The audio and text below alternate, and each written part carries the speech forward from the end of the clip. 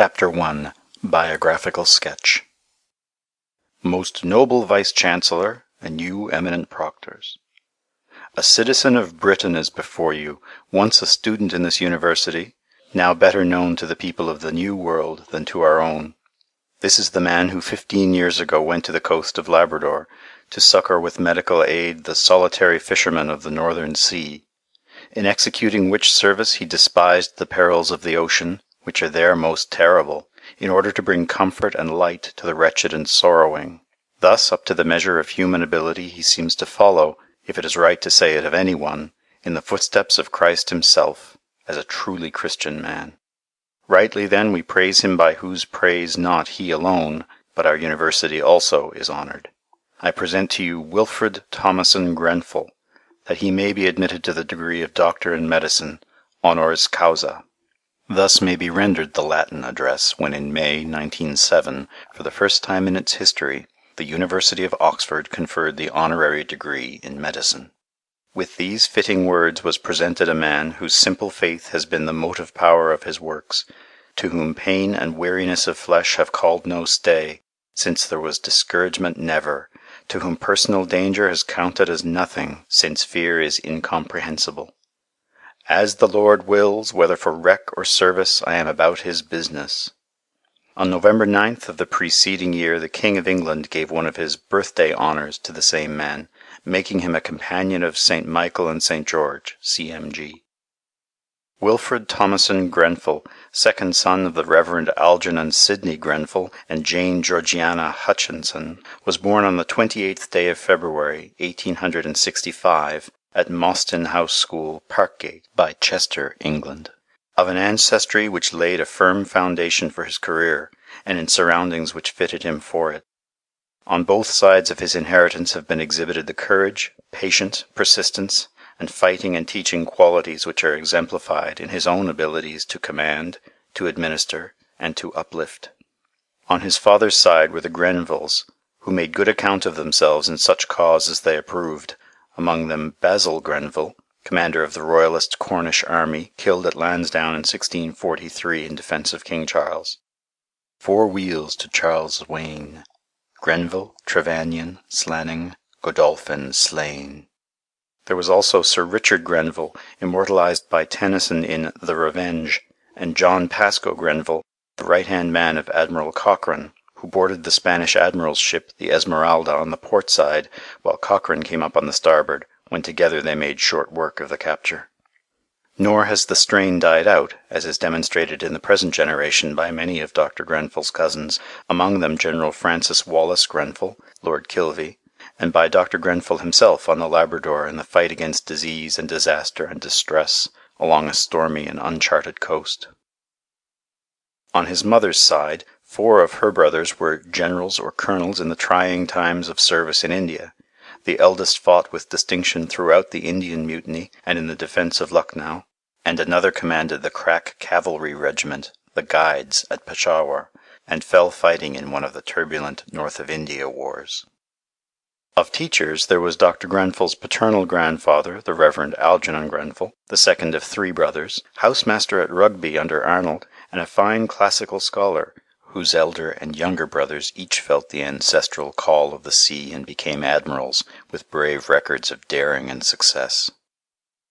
Dr. Grenfell's father, after a brilliant career at Rugby School and at Balliol College, Oxford, became assistant master at Repton, and later, when he married, headmaster of Mostyn House School, a position which he resigned in 1882 to become chaplain of the London Hospital. He was a man of much learning with a keen interest in science, a remarkable eloquence, and a fervent evangelistic faith. Mostyn House School still stands, enlarged and modernized, in the charge of Dr. Grenfell's elder brother, and in it his mother is still the real head and controlling genius. Parkgate, at one time a seaport of renown, when Liverpool was still unimportant, and later a seaside health resort to which came the fashion and beauty of England, had fallen, through the silting of the estuary and the broadening of the sands of Dee, to the level of a hamlet in the time of Dr. Grenfell's boyhood. The broad stretch of seaward trending sand, with its interlacing rivulets of fresh and brackish water, made a tempting though treacherous playground, alluring alike in the varied forms of life it harboured and in the adventure which whetted exploration. Thither came Charles Kingsley, Canon of Chester, who married a Grenfell, and who coupled his verse with scientific study and made geological excursions to the river's mouth with the then master of Mostyn House School. In these excursions the youthful Wilfred was a participant, and therein he learned some of his first lessons in that accuracy of observation essential to his later life work. Here in this trained but untrammelled boyhood, with an inherited incentive to labour and an educated thirst for knowledge, away from the thrall of crowded communities, close to the wild places of nature, with the sea always beckoning, and a rocking boat as familiar as the land, it is small wonder that there grew the fashioning of the purpose of a man, dimly at first, conceived in a home in which all, both of tradition and of teaching, bred faith, reverence, and the sense of thanksgiving and usefulness. From the school days at Parkgate came the step to Marlborough College, where 3 years were marked by earnest study, both in books and in play, for the one gained a scholarship and the other an enduring interest in rugby football. Matriculating later at the University of London, Grenfell entered the London Hospital, and there laid not only the foundation of his medical education, but that of his friendship with Sir Frederick Treves, renowned surgeon and daring sailor and master mariner as well. With plenty of work to the fore as a hospital intern, the ruling spirit still asserted itself, and the young doctor became an inspiration among the waifs of the teeming city. He was one of the founders of the great lads' brigades which have done much good, and fostered more, in the example that they have set for allied activities. Nor were the needs of his own bodily machine neglected. Football, rowing, and the tennis court kept him in condition, and his athletics served to strengthen his appeals to the London boys whom he enrolled in the brigades. He founded the Inter-Hospital Rowing Club at Putney, and rowed in the first inter-hospital race. He played on the varsity football team, and won the throwing the hammer at the sports. A couple of terms at Queen's College, Oxford, followed the London experience, but here the conditions were too easy and luxurious for one who, by both inheritance and training, had within him the incentive to the strenuous life. Need called, misery appealed, the message of life, of hope, and of salvation awaited, and the young doctor turned from Oxford to the medical mission work in which his record stands among the foremost for its effectiveness and for the spirituality of its purpose. Seeking some way in which he could satisfy his medical aspirations, as well as his desire for adventure and for definite Christian work, he appealed to Sir Frederick Treves, a member of the Council of the Royal National Mission to Deep-Sea Fishermen, who suggested his joining the staff of the mission and establishing a medical mission to the fishermen of the North Sea. The conditions of the life were onerous, the existing traffic in spirituous liquors and in all other demoralizing influences had to be fought step by step. Prejudice and evil habit had to be overcome and to be replaced by better knowledge and better desire. There was room for both fighting and teaching, and the medical mission won its way. When you set out to commend your gospel to men who don't want it, there's only one way to go about it, to do something for them that they'll be sure to understand. The message of love that was made flesh and dwelt amongst men must be reincarnate in our lives if it is to be received today. Thus came about the outfitting of the Albert Hospital ship to carry the message and the help, by cruising among the fleets on the fishing grounds, and the organization of the Deep Sea Mission. When this work was done, when the fight had gone out of it, Dr. Grenfell looked for another field, for yet another need, and found it on that barren and inhospitable coast, the Labrador, whose only harvest field is the sea. 600 miles of almost barren rock with outlying uncharted ledges, worn smooth by ice, else still more vessels would have found wreckage there. A scant, constant population of hardy fishermen and their families, pious and God-fearing, most of them, but largely at the mercy of the local traders, who took their pay in fish for the bare necessities of living, with a large account always on the traders' side. With such medical aid and ministration as came only occasionally by the infrequent mail-boat, and not at all in the long winter months when the coast was firm beset with ice. To such a place came Dr. Grenfell in 1892 to cast in his lot with its inhabitants, to live there so long as he should, to die there were it God's will. As it stands today, the mission to deep-sea fishermen, which Dr. Grenfell represents, administers, and animates on the Labrador coast, not only brings hope, new courage, and spiritual comfort to an isolated people in a desolate land, but cares for the sick and injured in its 4 hospitals and dispensary, provides house visitation by means of dog sled journeys covering hundreds of miles in a year, teaches wholesome and righteous living, conducts cooperative stores, provides for orphans and for families bereft of the breadwinners by accidents of the sea, encourages thrift, and administers justice, and adds to the wage-earning capacity and therefore food-obtaining power by operating a sawmill, a schooner-building yard, and other productive industries. To accomplish this, to make of the scattered settlements a united and independent people, to safeguard their future by such measures as the establishment of a Seamen's Institute at St. John's, Newfoundland, and the insurance of communication with the outside world, and to raise by personal solicitation the money needed for these enterprises, requires an unusual personality. Faith, courage, insight, foresight, the power to win and the ability to command, all of these and more of like qualities are embodied and portrayed in Dr. Grenfell. End of Chapter 1. Biographical Sketch. Recording by Sean Michael Hogan. Chapter 2. It was Easter Sunday at St. Anthony in the year 1908, but with us in northern Newfoundland still winter. Everything was covered with snow and ice. I was walking back after morning service when a boy came running over from the hospital with the news that a large team of dogs had come from 60 miles to the southward to get a doctor on a very urgent case. It was that of a young man on whom we had operated about a fortnight before for an acute bone disease in the thigh.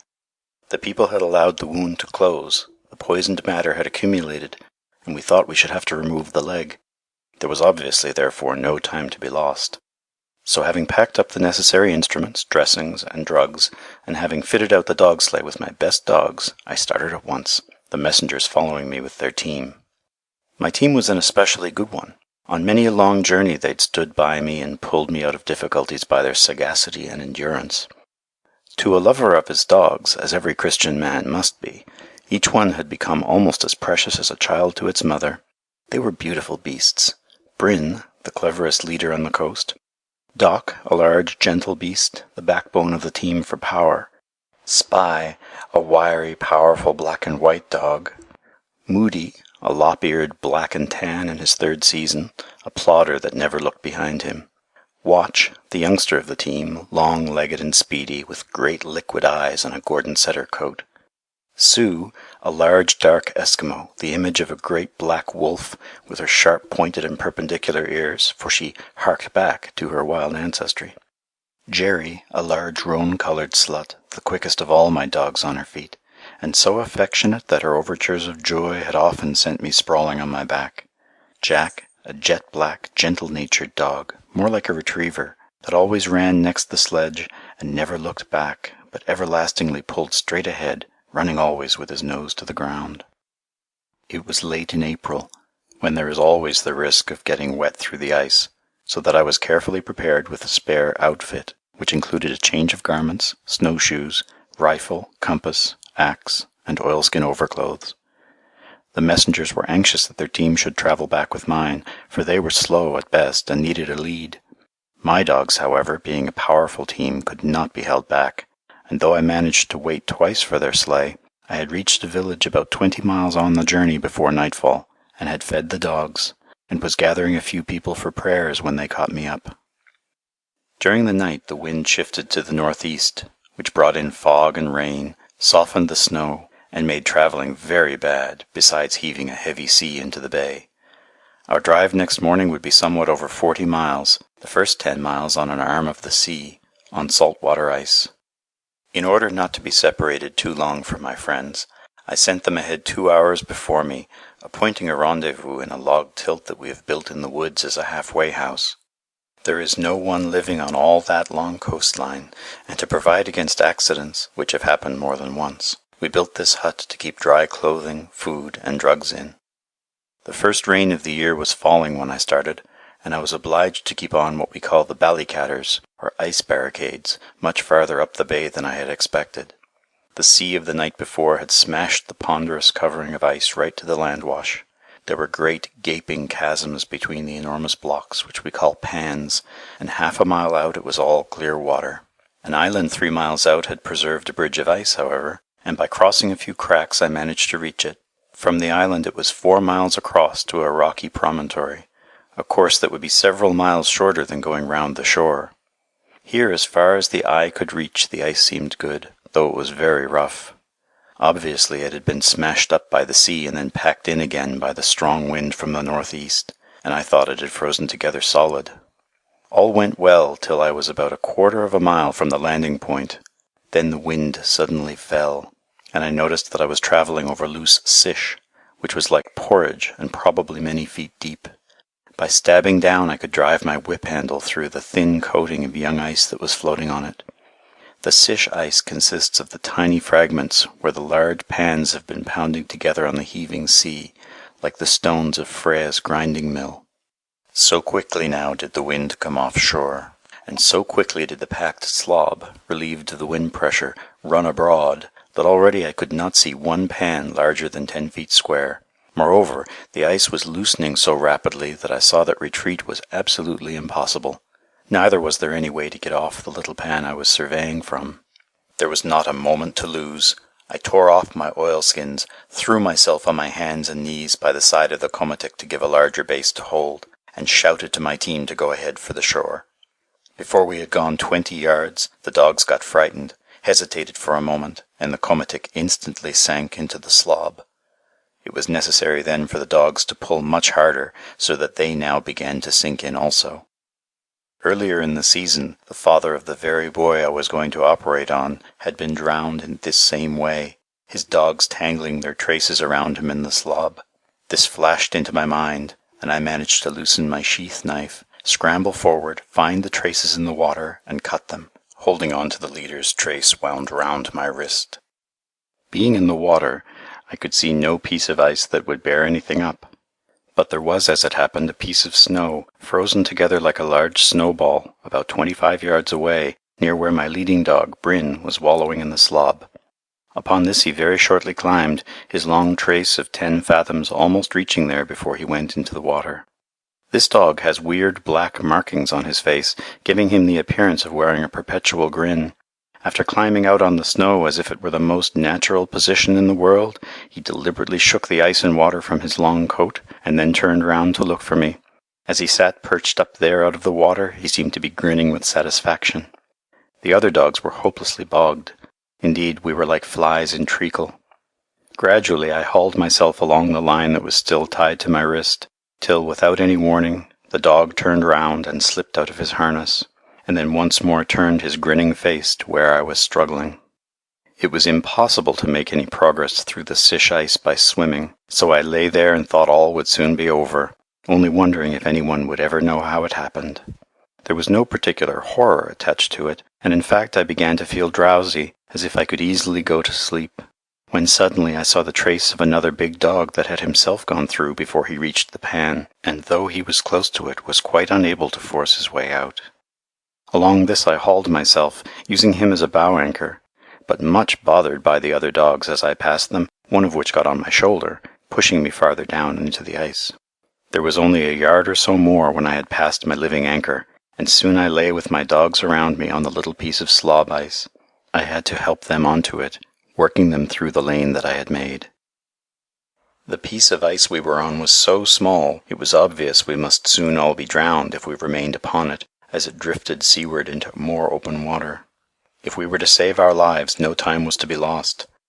When I stood up I could see about 20 yards away a larger pan floating amidst the sish, like a great flat raft, and if we could get onto it we should postpone at least for a time the death that already seemed almost inevitable. It was impossible to reach it without a lifeline, as I had already learned to my cost, and the next problem was how to get one there. Marvellous to relate, when I had first fallen through, after I had cut the dogs adrift without any hope of saving myself, I had not let my knife sink, but had fastened it by 2 half hitches to the back of one of the dogs.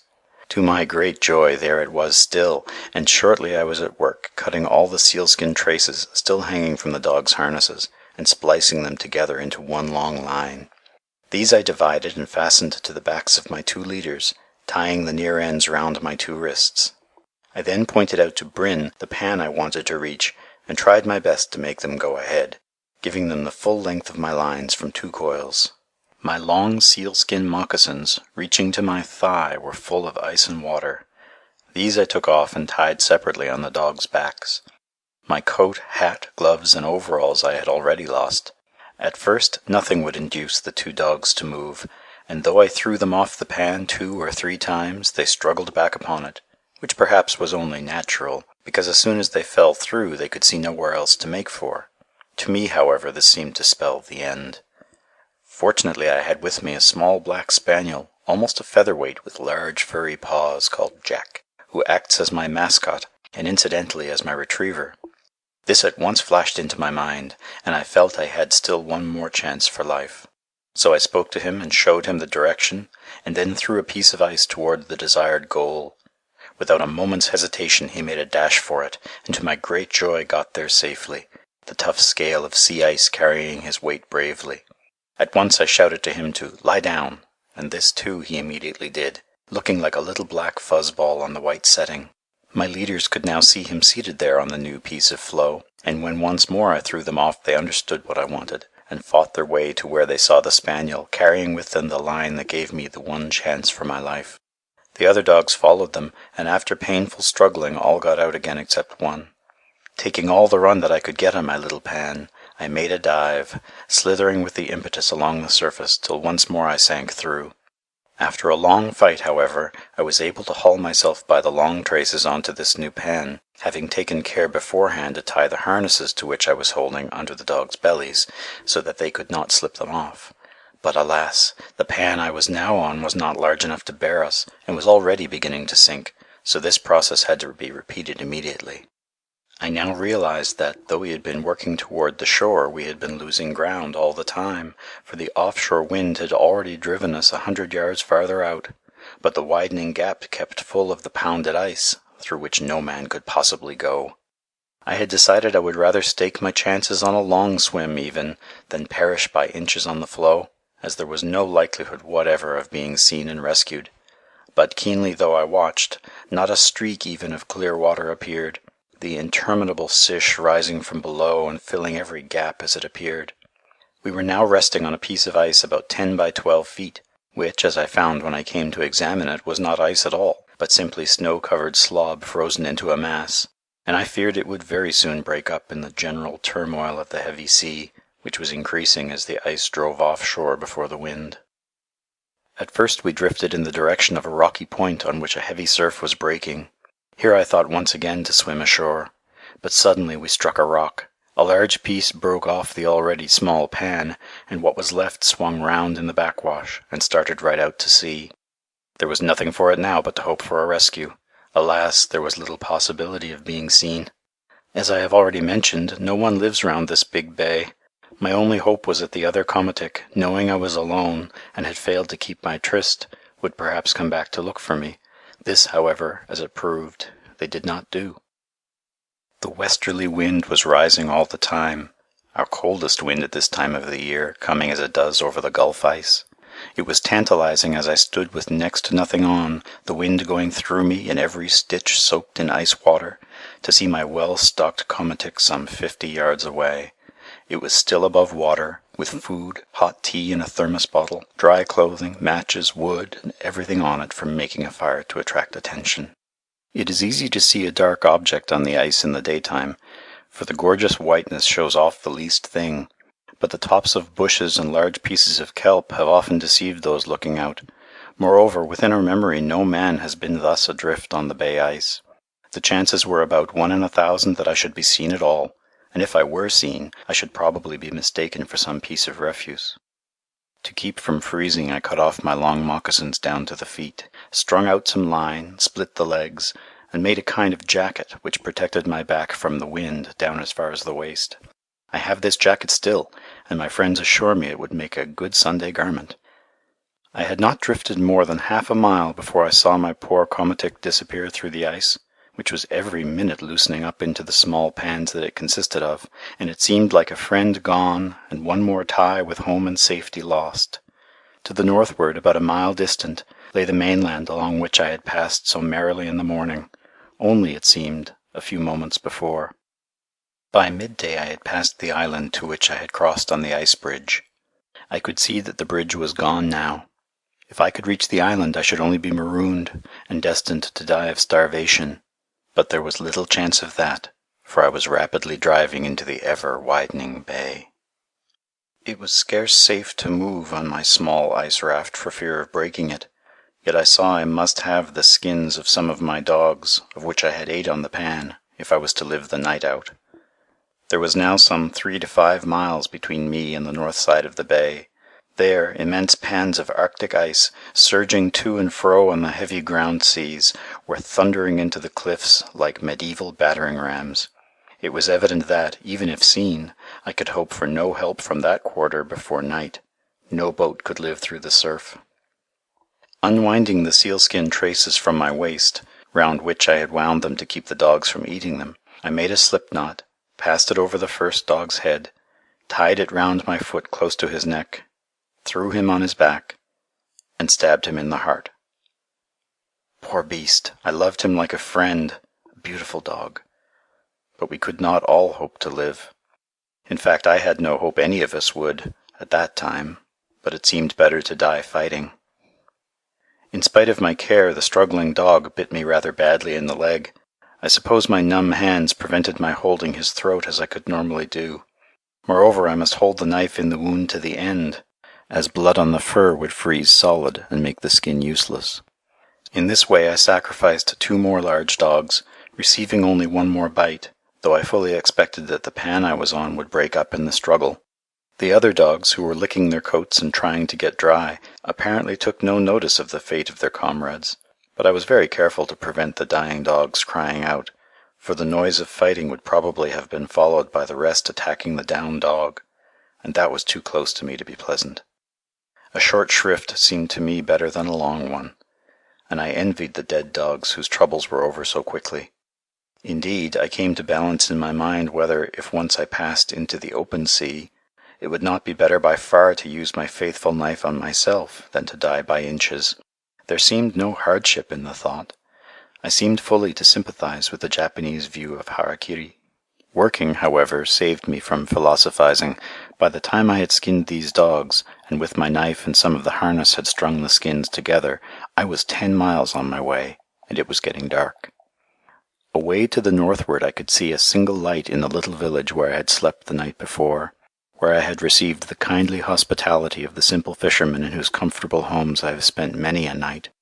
I could not help but think of them sitting down to tea, with no idea that there was any one watching them, for I had told them not to expect me back for 3 days. Meanwhile I had frayed out a small piece of rope into oakum, and mixed it with fat from the intestines of my dogs. Alas, my matchbox, which was always chained to me, had leaked, and my matches were in pulp. Had I been able to make a light, it would have looked so unearthly out there on the sea that I felt sure they would see me. But that chance was now cut off. However, I kept the matches, hoping that I might dry them if I lived through the night. While working at the dogs, about every 5 minutes I would stand up and wave my hands toward the land. I had no flag, and I could not spare my shirt, for, wet as it was better than nothing in that freezing wind, and anyhow it was already nearly dark. Unfortunately, the coves in among the cliffs are so placed that only for a very narrow space can the people in any house see the sea. Indeed, most of them cannot see it at all, so that I could not in the least expect any one to see me, even supposing it had been daylight. Not daring to take any snow from the surface of my pan to break the wind with, I piled up the carcasses of my dogs. With my skin rug I could now sit down without getting soaked. During these hours I had continually taken off all my clothes, wrung them out, swung them one by one in the wind, and put on first one and then the other inside, hoping that what heat there was in my body would thus serve to dry them. In this I had been fairly successful. My feet gave me most trouble, for they immediately got wet again because my thin moccasins were easily soaked through on the snow. I suddenly thought of the way in which the Lapps who tend our reindeer manage for dry socks. They carry grass with them, which they ravel up and pad into their shoes. Into this they put their feet, and then pack the rest with more grass, tying up the top with a binder. The ropes of the harness for our dogs are carefully sewed all over with 2 layers of flannel in order to make them soft against the dogs' sides. So as soon as I could sit down, I started with my trusty knife to rip up the flannel, Though my fingers were more or less frozen, I was able also to ravel out the rope, put it into my shoes, and use my wet socks inside my knickerbockers where, though damp, they served to break the wind. Then, tying the narrow strips of flannel together, I bound up the top of the moccasins, lap fashion, and carried the bandage on up over my knee, making a ragged, though most excellent puttee. As to the garments I wore, I had opened recently a box of football clothes I had not seen for 20 years. I had found my old Oxford University football running shorts and a pair of Richmond Football Club red, yellow, and black stockings, exactly as I wore them 20 years ago. These, with a flannel shirt and sweater vest, were now all I had left. Coat, hat, gloves, oilskins, everything else were gone, and I stood there in that odd costume, exactly as I stood 20 years ago on a football field, reminding me of the little girl of a friend who, when told she was dying, asked to be dressed in her Sunday frock to go to heaven in. My costume, being very light, dried all the quicker until afternoon. Then nothing would dry any more, everything freezing stiff. It had been an ideal costume to struggle through the slob ice. I really believe the conventional garments missionaries are supposed to affect would have been fatal. My occupation till what seemed like midnight was unraveling rope, and with this I padded out my knickers inside, and my shirt as well, though it was a clumsy job, for I could not see what I was doing. Now, getting my largest dog, Doc, as big as a wolf and weighing 92 pounds, I made him lie down so that I could cuddle round him. I then wrapped the 3 skins around me, arranging them so that I could lie on one edge while the other came just over my shoulders and head. My own breath collecting inside the newly flayed skins must have had a soporific effect, for I was soon fast asleep. One hand I had kept warm against the curled-up dog, but the other, being gloveless, had frozen, and I suddenly awoke, shivering enough, I thought, to break my fragile pan. What I took at first to be the sun was just rising, but I soon found it was the moon, and then I knew it was about 12:30.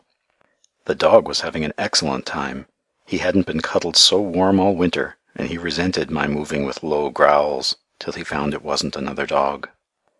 The wind was steadily driving me now toward the open sea, and I could expect, short of a miracle, nothing but death out there.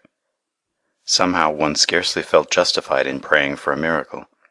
But we have learned down here to pray for things we want, and anyhow, just at that moment the miracle occurred. The wind fell off suddenly, and came with a light air from the southward, and then dropped stark calm. The ice was now all abroad, which I was sorry for there was a big safe pan not 20 yards away from me. If I could have got on that, I might have killed my other dogs when the time came, and with their coats I could hope to hold out for 2 or 3 days more, and with the food and drink their bodies would offer me, need not at least die of hunger or thirst.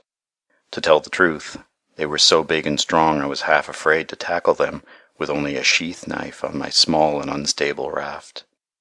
But it was now freezing hard. I knew the calm water between us would form into cakes, and I had to recognize that the chance of getting near enough to escape onto it was gone. If, on the other hand, the whole bay froze solid again, I had yet another possible chance, for my pan would hold together longer, and I should be opposite another village called Goose Cove at daylight, and might possibly be seen from there. I knew that the komatiks there would be starting at daybreak over the hills for a parade of Orangemen about 20 miles away. Possibly, therefore, I might be seen as they climbed the hills. So I lay down and went to sleep again. It seems impossible to say how long one sleeps, but I woke with a sudden thought in my mind that I must have a flag. But again I had no pole and no flag. However, I set to work in the dark to disarticulate the legs of my dead dogs, which were now frozen stiff, and were all that offered a chance of carrying anything like a distress signal. Cold as it was, I determined to sacrifice my shirt for that purpose with the first streak of daylight. It took a long time in the dark to get the legs off, and when I had patiently marled them together with old harness rope and the remains of the skin traces, it was the heaviest and crookedest flagpole it has ever been my lot to see. I had had no food from 6 o'clock the morning before, when I had eaten porridge and bread and butter. I had, however, a rubber band, which I had been wearing instead of one of my garters, and I chewed that for 24 hours. It saved me from thirst and hunger, oddly enough. It was not possible to get a drink from my pan, for it was far too salty, but anyhow that thought did not distress me much. for as from time to time I heard the cracking and grinding of the newly formed slob, it seemed that my devoted boat must inevitably soon go to pieces. At last the sun rose, and the time came for the sacrifice of my shirt, so I stripped, and much to my surprise, found it not half so cold as I had anticipated. I now reformed my dogskins with the raw side out, so that they made a kind of coat quite rivaling Joseph's. But with the rising of the sun, the frost came out of the joints of my dog's legs, and the friction caused by waving it made my flagpole almost tie itself in knots. Still, I could raise it 3 or 4 feet above my head, which was very important. Now, however, I found that instead of being as far out at sea as I had reckoned, I had drifted back in a northwesterly direction, and was off some cliffs known as Ireland Head. Near these there was a little village looking seaward, whence I should certainly have been seen. But, as I had myself, earlier in the winter, been night-bound at this place, I had learnt there was not a single soul living there at all this winter. The people had all, as usual, migrated to the winter houses up the bay, where they get together for schooling and social purposes. I soon found it was impossible to keep waving so heavy a flag all the time, and yet I dared not sit down, for that might be the exact moment some one would be in a position to see me from the hills. The only thing in my mind was how long I could stand up, and how long go on waving that pole at the cliffs. Once or twice I thought I saw men against their snowy faces, which, I judged, were about 5½ miles from me, but they were only trees. Once also I thought I saw a boat approaching. A glittering object kept appearing and disappearing on the water, but it was only a small piece of ice sparkling in the sun as it rose on the surface. I think that the rocking of my cradle up and down on the waves had helped me to sleep, for I felt as well as ever I did in my life. And with the hope of a long sunny day, I felt sure I was good to last another 24 hours, if my boat would hold out and not rot under the sun's rays. Each time I sat down to rest, my big dog Doc came and kissed my face, and then walked to the edge of the ice-pan, returning again to where I was huddled up as if to say, "Why don't you come along? Surely it is time to start." The other dogs also were now moving about very restlessly, occasionally trying to satisfy their hunger by gnawing at the dead bodies of their brothers. I determined at midday to kill a big Eskimo dog and drink his blood, as I had read only a few days before in Farthest North of Dr. Nansen's doing, that is, if I survived the battle with him. I could not help feeling even then my ludicrous position, and I thought if ever I got ashore again, I should have to laugh at myself standing hour after hour waving my shirt at those lofty cliffs, which seemed to assume a kind of sardonic grin, so that I could almost imagine they were laughing at me. At times I could not help thinking of the good breakfast that my colleagues were enjoying at the back of those same cliffs, and of the snug fire and the comfortable room which we call our study. I can honestly say that from first to last not a single sensation of fear entered my mind, even when I was struggling in the slob ice. Somehow it did not seem unnatural. I had been through the ice half a dozen times before. For the most part I felt very sleepy, and the idea was then very strong in my mind that I should soon reach the solution of the mysteries that I had been preaching about for so many years. Only the previous night, Easter Sunday, at prayers in the cottage, we had been discussing the fact that the soul was entirely separate from the body, that Christ's idea of the body as a temple in which the soul dwells is so amply borne out by modern science. We had talked of thoughts from that admirable book, Brain and Personality, by Dr. Thompson of New York, and also of the same subject in the light of a recent operation performed at the Johns Hopkins Hospital by Dr. Harvey Cushing. The doctor had removed from the man's brain 2 large cystic tumors without giving the man an anesthetic, and the patient had kept up a running conversation with him all the while the doctor's fingers were working in his brain. It had seemed such a striking proof that ourselves and our bodies are 2 absolutely different things. Our eternal life has always been with me a matter of faith. It seems to me one of those problems that must always be a mystery to knowledge. But my own faith in this matter had been so untroubled that it seemed now almost unnatural to be leaving through this portal of death from an ice-pan. In many ways also I could see how a death of this kind might be of value to the particular work that I am engaged in. Except for my friends, I had nothing I could think of to regret whatever. Certainly I should like to have told them the story, But then one does not carry folios of paper and running shorts which have no pockets, and all my writing gear had gone by the board with the komatik. I could still see a testimonial to myself some distance away in my khaki overalls, which I had left on another pan in the struggle of the night before. They seemed a kind of company, and would possibly be picked up and suggest the true story. Running through my head all the time, quite unbidden, were the words of the old hymn. My God, my Father, while I stray Far from my home on life's dark way, oh, teach me from my heart to say, Thy will be done. It is a hymn we hardly ever sing out here, and it was an unconscious memory of my boyhood days. It was a perfect morning. A cobalt sky, an ultramarine sea, a golden sun, an almost wasteful extravagance of crimson over hills of purest snow, which caught a reflected glow from rock and crag. Between me and the hills lay miles of rough ice and long veins of thin black slob that had formed during the night. For the foreground there was my poor, gruesome pan bobbing up and down on the edge of the open sea, stained with blood, and littered with carcasses and debris. It was smaller than last night, and I noticed also that the new ice from the water melted under the dogs' bodies had been formed at the expense of its thickness. 5 dogs, myself in colored football costume and a bloody dogskin cloak, with a gay flannel shirt on a pole of frozen dogs' legs, completed the picture. The sun was almost hot by now, and I was conscious of a surplus of heat in my skin coat. I began to look longingly at one of my remaining dogs, for an appetite will rise even on an ice pan, and that made me think of fire. So once again I inspected my matches. Alas, the heads were in paste, all but 3 or 4 blue-top wax ones. These I now laid out to dry, while I searched about on my snow pan to see if I could get a piece of transparent ice to make a burning glass. For I was pretty sure that with all the unraveled tow I had stuffed into my leggings, and with the fat of my dogs, I could make smoke enough to be seen if only I could get a light.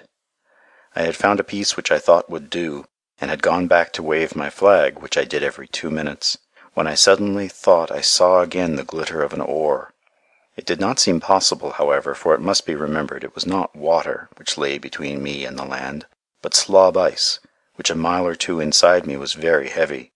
Even if people had seen me, I did not think they could get through, though I knew that the whole shore would then be trying.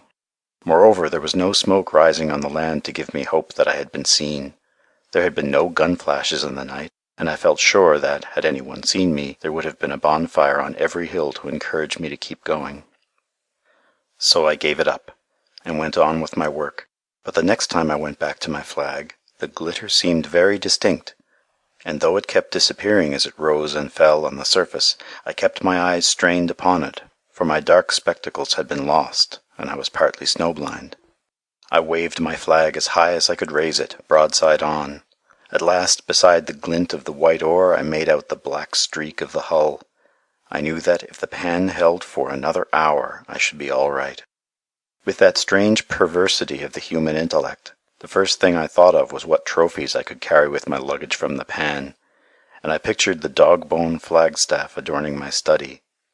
The dogs actually ate it afterwards. I thought of preserving my ragged puttees with our collection of curiosities. I lost no time now at the burning glass. My whole mind was devoted to making sure I should be seen, and I moved about as much as I dared on the raft, waving my sorry token aloft. At last there could be no doubt about it. The boat was getting nearer and nearer. I could see that my rescuers were frantically waving, and when they came within shouting distance, I heard someone cry out, "Don't get excited! Keep on the pan where you are!" They were infinitely more excited than I. Already to me it seemed just as natural now to be saved as, half an hour before, it had seemed inevitable I should be lost.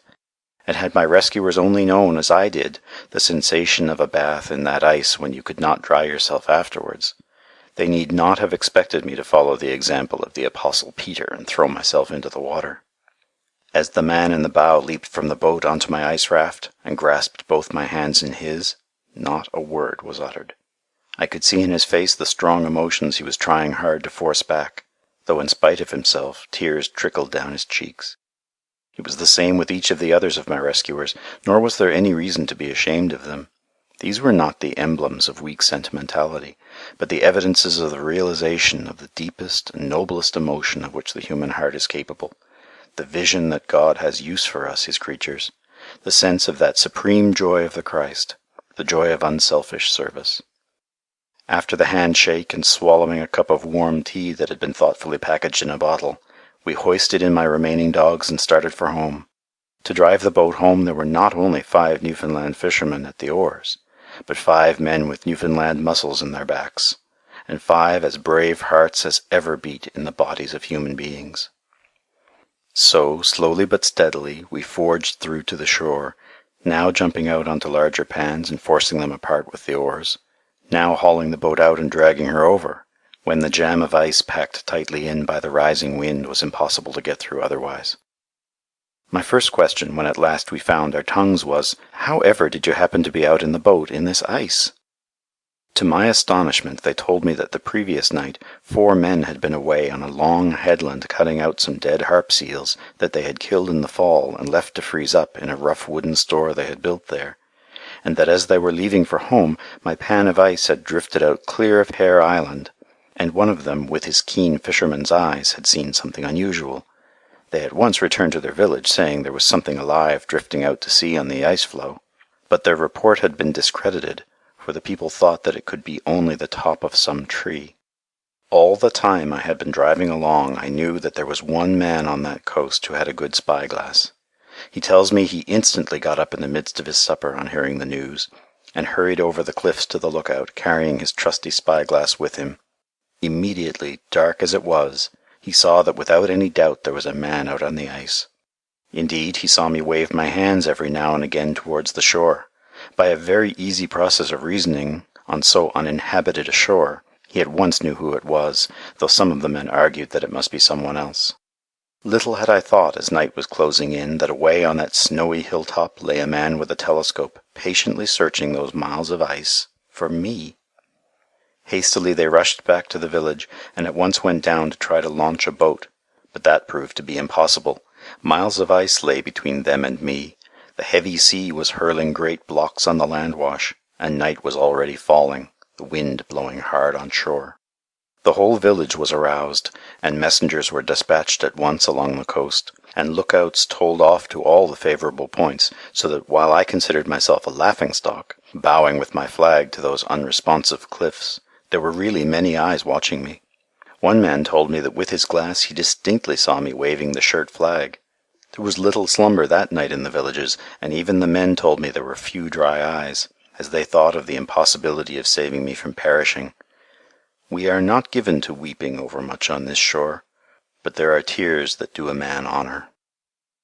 Before daybreak this fine volunteer crew had been gotten together. The boat, with such a force behind it of willpower, would, I believe, have gone through anything. And after seeing the heavy breakers through which we were guided, loaded with their heavy ice battering rams, when at last we ran through the harbour mouth with the boat on our return, I knew well what wives and children had been thinking of when they saw their loved ones put out. Only 2 years ago I remember a fisherman's wife watching her husband and 3 sons take out a boat to bring in a stranger that was showing flags for a pilot. But the boat and its occupants have not yet come back. Every soul in the village was on the beach as we neared the shore. Every soul was waiting to shake hands when I landed. Even with the grip that one after another gave me, some no longer trying to keep back the tears, I did not find out my hands were frostburnt, a fact I have not been slow to appreciate since, however. I must have been a weird sight as I stepped ashore, tied up in rags, stuffed out with oakum, wrapped in the bloody skins of dogs, with no hat, coat, or gloves besides, and only a pair of short knickers. It must have seemed to some as if it were the old man of the sea coming ashore. But no time was wasted before a pot of tea was exactly where I wanted it to be, and some hot stew was locating itself where I had intended an hour before the blood of one of my remaining dogs should have gone. Rigged out in the warm garments that fishermen wear, I started with a large team as hard as I could race for the hospital, for I had learned that the news had gone over that I was lost. It was soon painfully impressed upon me that I could not much enjoy the ride, for I had to be hauled like a log up the hills, my feet being frostburnt so that I could not walk. Had I guessed this before going into the house, I might have avoided much trouble. It is time to bring this egotistic narrative to an end. Jack lies curled up by my feet while I write this short account. Bryn is once again leading and lording it over his fellows. Doc and the other survivors are not forgotten now that we have again returned to the less romantic episodes of a mission hospital life. There stands in our hallway a bronze tablet to the memory of 3 noble dogs, Moody, Watch, and Spy, whose lives were given for mine on the ice. In my home in England my brother has placed a duplicate tablet, and has added these words, "Not one of them is forgotten before your Father which is in heaven." And this I most fully believe to be true. The boy whose life I was intent on saving was brought to the hospital a day or 2 later in a boat, the ice having cleared off the coast not to return for that season. He was operated on successfully, and is even now on the high road to recovery. We all love life. I was glad to be back once more with possibly a new lease of it before me. I had learned on the Pan many things, but chiefly that the one cause for regret, when we look back on a life which we think is closed forever, will be the fact that we have wasted its opportunities. As I went to sleep that first night, there still rang in my ears the same verse of the old hymn which had been my companion on the ice. Thy will, not mine, O Lord. End of Chapter 2. Recording by Sean Michael Hogan. One of Dr. Grenfell's volunteer helpers, Miss Luther of Providence, Rhode Island, contributes the following account of the rescue as recited in the Newfoundland vernacular by one of the rescuing party. One day, about a week after Dr. Grenfell's return, says Miss Luther, 2 men came in from Griquet, 15 miles away. They had walked all that distance, though the trail was heavy with soft snow and they often sank to their waists and waded through brooks and ponds. We just felt we must see the doctor and tell him what it would have meant to us if he'd been lost. Perhaps nothing but the doctor's own tale could be more graphic than what was told by George Andrews, one of the crew who rescued him. The rescuer's story. It was wonderful bad weather that Monday morning. The doctor was to Lock's Cove. None of we thought of starting out. I don't think the doctor himself thought of going first, and then he sent the 2 men on ahead for us to meet at the tilt, and said like as he was going after all. 'Twas even when us knew he was on the ice. George Davis seen him first. He went to the cliff to look for seal. It was after sunset and half dark, but he thought he saw something on the ice and he ran for George Reed. He got his spyglass and made out a man and dogs in a pan, and knowed it were the doctor. It was too dark for we to go to him, but us never slept at all night. I couldn't sleep. Us watched the wind and knew if it didn't blow too hard us could get in, though he was in 3 miles off already. So us waited for the daylight. No one said who was going out in the boat. And I'd say, "Is you going?" And another, "Is you?"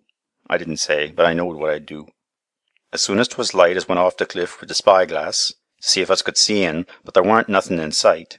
Us know by the wind where to look for un, and us launched the boat. George Reed and his 2 sons and George Davis, what'd seen in first, and me was the crew. George Reed was skipper man and the rest was just youngsters. The sun was warm. You mind 'twas a fine morning, and us started in our shirt and braces, for us knowed there'd be hard work to do. I knowed there was a chance of not coming back at all, but it didn't make no difference. I knowed as good a chance as any, and 'twa for the doctor, and his life's worth many, and somehow I couldn't let a man go out like that without trying for un, and I think us all felt the same. Us had a good strong boat and 4 oars, and took a hot kettle of tea and food for a week, for us thought I'd have to go far and perhaps lose the boat and have to walk ashore on the ice. I didn't hope to find a doctor alive, and kept looking for a sign of un on the pans. 'Twas not easy getting to the pans with a big sea running. The big pans had sometimes heaved together and near crushed the boat, and sometimes us had to get out and haul her over the ice to the water again. Then us come to the slob ice, where the pan had ground together and 'twas all thick, and that was worse than any. Us saw the doctor about 20 minutes afore us got to un. He was waving his flag, and I seen him. He was on a pan no bigger than this floor, and I dunno whatever kept him from going abroad, for 'twasn't ice, 'twas packed snow. The pan was away from even the slob, floating by hisself, and the open water all round, and 'twas just across from Goose Cove. Outside of that there'd been no hope. I think the way the pan held together was on account of the dogs' bodies melting into it, and it froze hard during the night. He was level with the water and the sea washing over us all the time. When it's got near and it didn't seem like 'twas the doctor. He looked so old and his face was such a queer colour. He was very solemn like when us took un and the dogs on the boat. No one felt like saying much, and he hardly said nothing till us gave him some tea and loaf, and then he talked. I suppose he was sort of faint like, The first thing he said was, how wonderful sorry he was for getting in such a mess, and giving we the trouble of coming out for 'un. Us told him not to think of that, and was glad to do it for 'un, and he'd done it for any one of we, many times over if he had the chance, and so he would.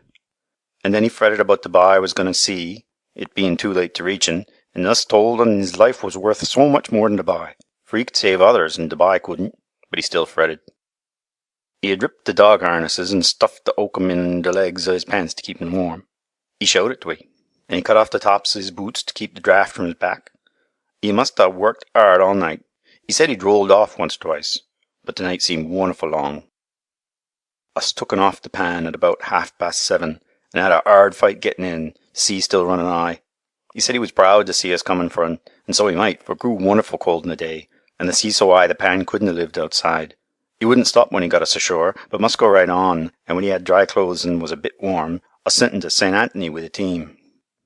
Next night, and for nights after, I couldn't sleep. I'd keep seeing that man standing on the ice, and I'd be sorter half awake like, saying, "But not the doctor, sure, not the doctor." There was silence for a few moments, and George Andrews looked out across the blue harbour to the sea. "He sent us watches and spy-glasses," said he, "and pictures of hisself that one of you took 'un, made large and in a frame. George Reed and me had the watches, and the others had the spy-glasses. Here's the watch. It has 'In memory of April 21st' on it, but us don't need the things to make we remember it, though we're wonderful glad to have 'em from the doctor." End of chapter 3. Recording by Sean Michael Hogan, St. John's, Newfoundland, Canada. End of Adrift on an Ice Pan by Sir Wilfred Grenfell.